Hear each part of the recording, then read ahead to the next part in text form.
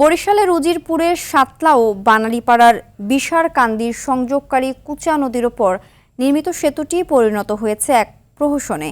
এই সেতু দিয়ে ৯ বছরে একটি গাড়িও চলেনি। যান্ত্রিক ত্রুটি আর নকশাবহুল জটিলতায় ৩৮ কোটি টাকার এই প্রকল্প ব্যয় বেড়ে দাঁড়িয়েছে প্রায় ৬০ কোটিতে।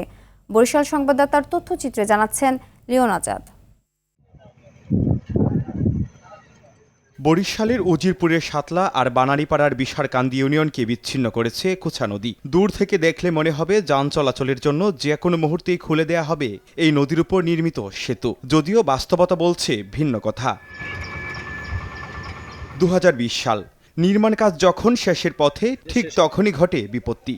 হঠাৎ করে বিকট শব্দে মুহূর্তেই ৪৫ মিটার দৈর্ঘ্যের দুটি গার্ডার ভেঙে পড়ে কুচা নদীতে। পরবর্তীতে এলজিইডি জানায় গার্ডারের মানে কোনো ত্রুটি ছিল না, তবে গার্ডারের স্থানান্তরের সময় ঠিকাদারি প্রতিষ্ঠানের যান্ত্রিক ত্রুটির কারণেই ঘটেছে এই দুর্ঘটনা। ব্রিজটার কাজ আজকে এক করতে করতে প্রায় ৭ বছর পার হয়ে গেছে, এখনো পর্যন্ত হয়নি। ব্রিজটা হয় না, হয় না,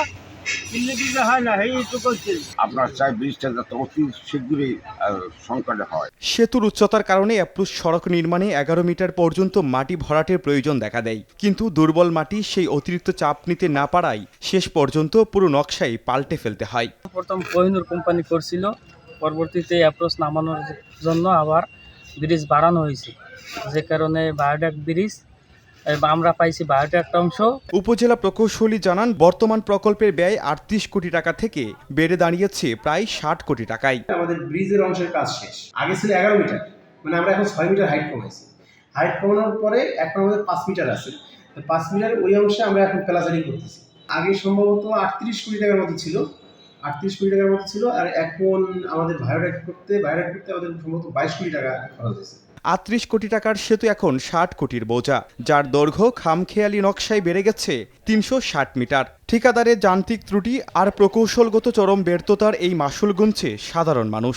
বছরের পর বছর ফাইল চালাচালি আর অজুহাতের চাদরে মোড়ানো এই উন্নয়নের নামে প্রহসনের শেষ দেখতে চায় স্থানীয়রা। লিওন আজাদ, RTV।